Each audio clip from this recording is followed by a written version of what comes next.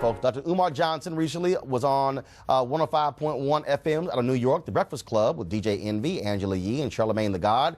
During the interview, Johnson talked about a whole range of issues. It led to him being the talk of Black Twitter last week, and a lot of people were questioning his educational credentials. Now, people ask me, what can we expect from a Donald Trump White House for Black America? And the answer is real simple. You can expect exactly what you got from a Obama White House. Absolutely nothing. Black people know they're not American, but they will fight like hell to protect that identity because they don't want to be identified with who they really are, and that's being African.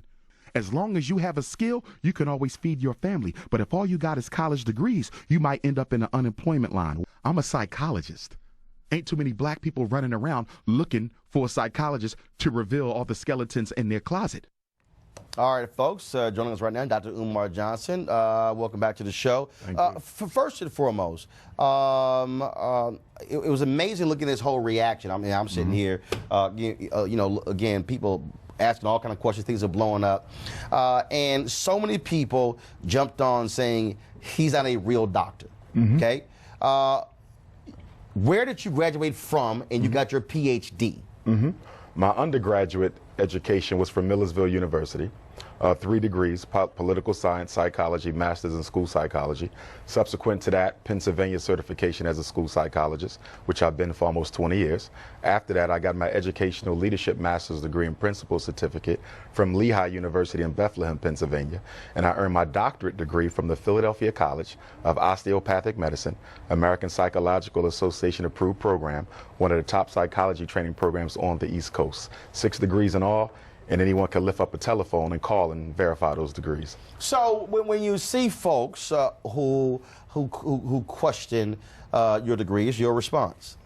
It's because my narrative is a whole lot different from the average mainstream black scholar. I don't parrot the narrative that the American social order wants black scholars to parrot. I tell the truth. I don't scratch unless I itch, and I don't dance unless I like the music. And because they're not used to having someone with a traditional education posit non-traditional views, people will automatically start to question his credentials. How did he get this far believing what he believes in? Well, you have to play the spook who sat by the door. When I got accepted into those 3 universities, they didn't know what I believed in. They didn't know what I stood for. But as time went on, it revealed itself. But I'm unapologetically African, so I'm not really concerned with what people think about me personally. I have a job to do, and that is to awaken the sleeping consciousness of African people, not just in America, but all across the world.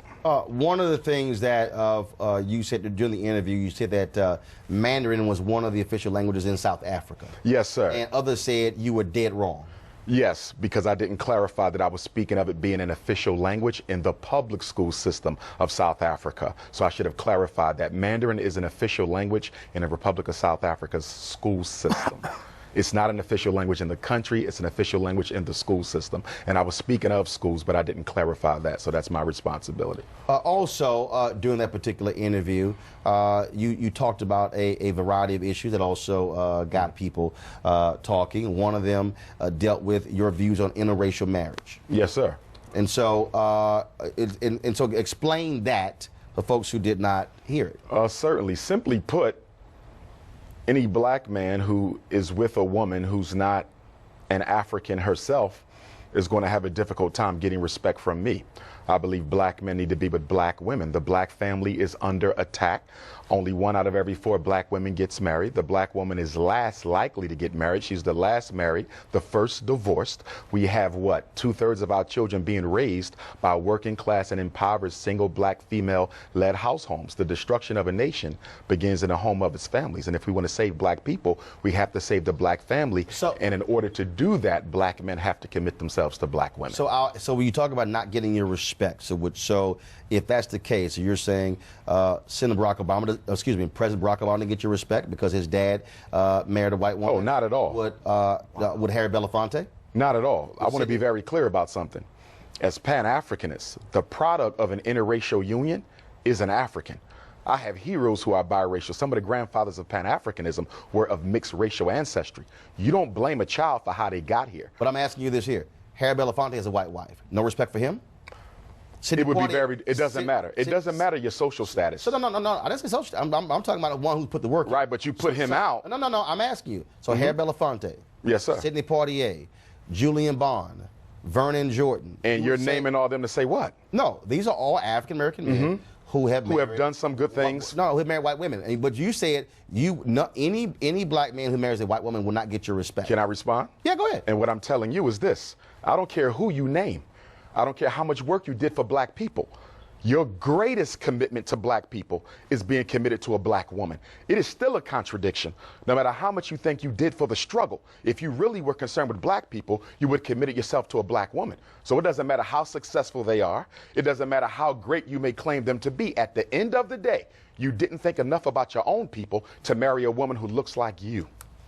Frederick Douglass. Yes, sir. An ancestor of mine. So when you say ancestor, what does that mean? Well, let me break it down. Because, again, some have said you tried to claim that you are a descendant of Frederick Douglass. Okay, so let's deal with that. So hold on one second. Here's a statement from the family. Let me go ahead and read this, please. The family of Frederick Douglass has received numerous inquiries about Umar Johnson questioning his relationship to Frederick Douglass. There have also been questions about his legitimacy of his PhD and the handling of the donations he's received for his school that he is promoting. We can tell you with 100% certainty that he is not a descendant of Frederick Douglass. With that being said, Mr. Johnson is very careful not to bill himself as a descendant, but he doesn't correct people when they refer to him in this way. He calls himself a blood relative, which is a nebulous reference designed to make people think he is a descendant. We have researched his explanation of being a blood relative to the great abolitionist. Some of the information he provides is accurate, but an extremely important piece of his explanation with regards to a documented relative of Frederick Douglass is false. The information he recites correctly is from the public record, so his knowledge of our family ancestry is far from definitive proof. Two things there. One, he's not a descendant of Frederick Douglass, okay? I would concur with that, all right? But then two, you also heard that some of the things he says is correct. So the question becomes, he's either related or he's not, okay? So are you related? I'm about to answer your question, okay, if you allow me to do that. I am a blood relative of Frederick Douglass. My name is on the family tree. We have a family reunion every 2 years. What they're talking about, and I want to make sure you're clear, they're talking about whether or not I come through the loin of Frederick Douglass, which I do not, nor have I ever claimed, okay? I have more videos on YouTube than any other scholar. I speak around the world more than any other scholar. Show me where I've ever said I was a descendant. I've only claimed one thing, kinsman. How am I kinsman? If you ever read any of the autobiographies of Frederick Douglass, he talks about growing up on Tuckahoe Creek with Cousin Stephen. Cousin Stephen is Stephen Bailey, Dr. Umar Johnson's 4 times great-grandfather, whose grave I just visited last week. I go every year. Okay, that's my 4 times great-grandfather. He married my 4 times great-grandmother, Caroline Wilson Bailey. From that union came my 3 times great-grandfather, George Washington Bailey, the first black public school teacher on the Eastern Shore of Maryland. He married Grandmom Annie. They had Grandmom Caroline. Okay, she had Grandma Vivian. Grandma Vivian married a Spanish-speaking Cuban immigrant, Grandpop Cicero. They had Grandmom Ida, who's still alive, who married James Johnson, who had my father Jamal, who married my mama Barbara, and from that union I was born. I am a blood of Bailey. I am not married in.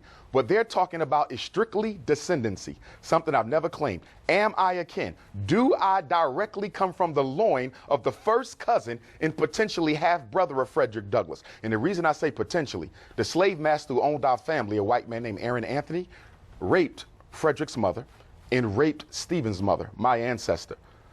And there's significant evidence to suggest that. Some people could still argue, though, that they were not brothers because it's not conclusive. Fine, throw that out. I'm still a kinsman because I come through the blood of his first cousin. You talked about, again, respect. You respect? I don't talk about respect. I get tremendous respect from my people. I'm not talking about that. Do you respect Frederick Douglass? Obviously, yes. But he had a white wife. He did.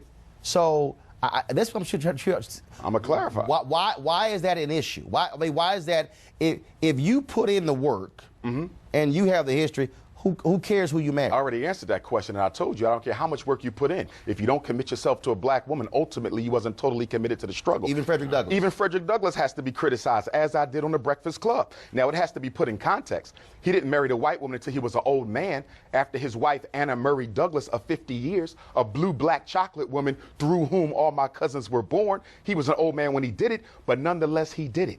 And yes, he has to be criticized on that, because a black man needs to be with a black woman, and it is a contradiction. I don't care how much work you think you've done for black folks to not commit yourself to a black woman. Hold tight 1 second. I got more questions when we come back. I would argue the reason black men marry white women is because they wish they were white themselves. And having the white man's prize, his queen, is a psychological symbol to myself that I am equal to him.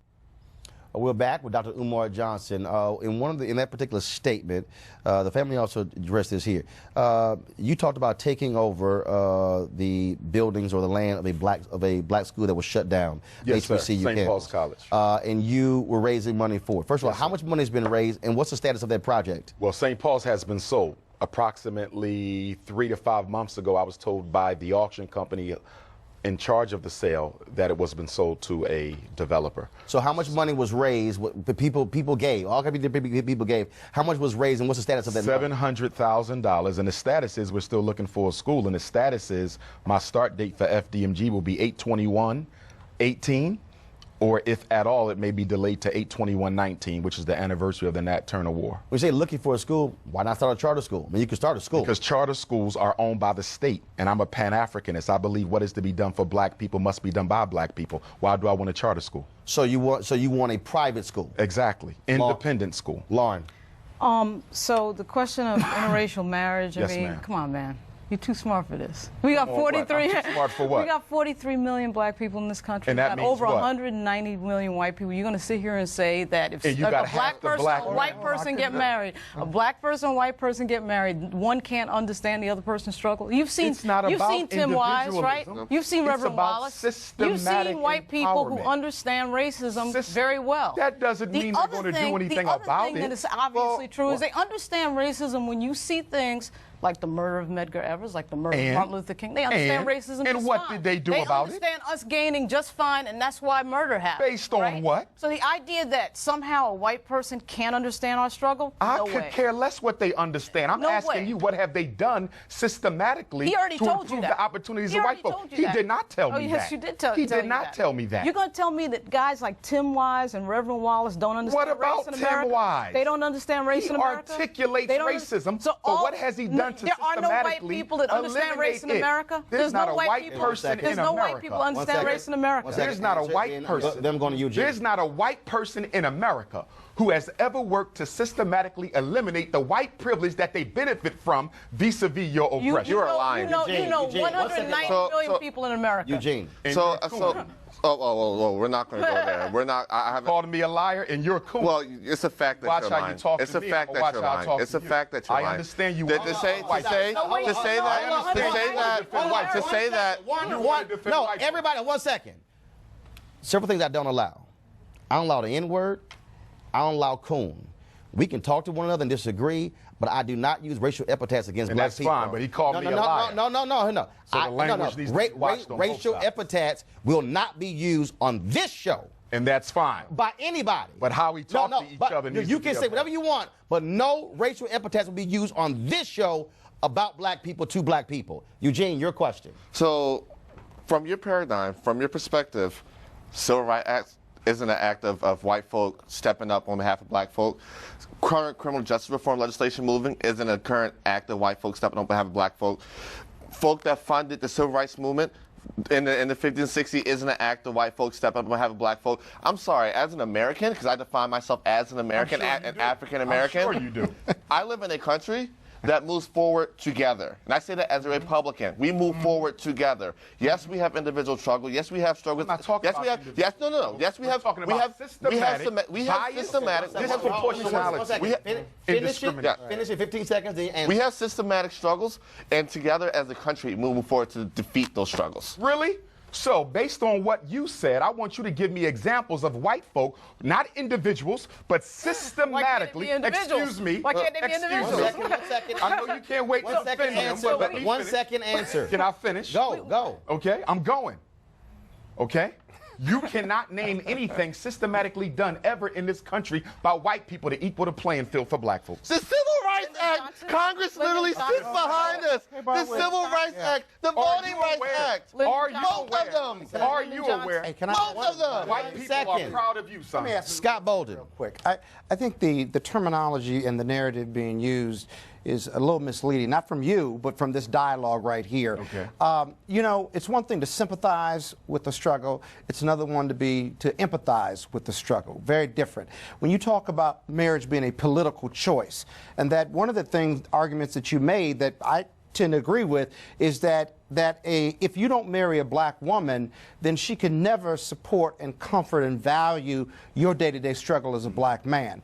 That being said, I do think that the level of the rhetoric that you use in regard to your Pan-Africanism is difficult for many of us, quote, in the mainstream to get our arms around. But this issue about black men and white women in the civil rights struggle is not a new discussion. My mother was a civil rights activist in Chicago, and she would often complain privately that, one, you can't sleep white and talk black, if you will. And that's always been in the American struggle, African-American struggle with ourselves. Yes, sir. The other thing is that we struggle with our own psychology about self-love and otherwise. And if we get our arms around that, that does make sense. Okay. But you would have to say that you know 190 million people. But you're being too One second. You would have to claim Answer, that. one Individuals second. don't Answer the matter. question. You'd have to claim No, that. go ahead and respond. Go ahead. And I agree with my brother's Scott. comments. Brother Scott. He brought up the Civil Rights Bill. But what he did not talk about in relation to the Civil Rights Bill is there were two words included in that bill that ultimately served to take away from black people what that bill was intended to deliver. They added gender and they added sexual orientation. And as a result of that, white women and homosexuals have been able to strip black America from the intended gains of the Civil Rights Act. So there was still racism in that bill if you will study that history. So, Umar, your question was, has anyone black ever systematically done, has anyone white ever systematically done anything? Systematically. White America. So LBJ would be the answer for that, No, I want because you to that's get- the government. No, I don't think you That's heard a the question. systematic move. No, you didn't hear the question. I heard it No, just you fine. did not. No, Yeah, I you did. didn't. Yeah, I You're did. so quick to defend white Yeah, folks that you're not listening. No, I'm not trying to I defend literally white have folks. 45 seconds, so restate the question and give an answer. I got Okay. 45 All right, seconds. let's get an answer. The question was, what has white America done? Right. Not individuals. Systematically, individuals. You Why won't not even let me individuals? finish. Yeah, because You're that in love with white folks, you won't even let me finish. Point on everything. Finish Got literally left 3 times. 20 Got left 3 seconds. times. There is no bigger Go. system than the 20 US. seconds, I'll finish. The US And in 20 government is seconds, a I big would say that the panel that you have here, who are extremely intelligent, do not represent the everyday black man and woman struggles, and then because of that, they can articulate. And you represent 43 million people All right, in this folks. country? I don't think so. I appreciate it. Thanks so I don't much. think you represent. Weekdays on TV One. I will never lie to you. Oh my God. Roland Martin, He doesn't want to talk to us. He wants to ignore us. uncensored, Hell no. That ain't gonna cut it, boo. unapologetic, No, that is fundamentally false. You are wrong. He unfiltered, wants an America where we all look alike. He ain't talking about black people. unrelenting. You better go work out, because you got a fight on your hands. News One Now with Roland Martin. Weekdays at 7 a.m. on TV One.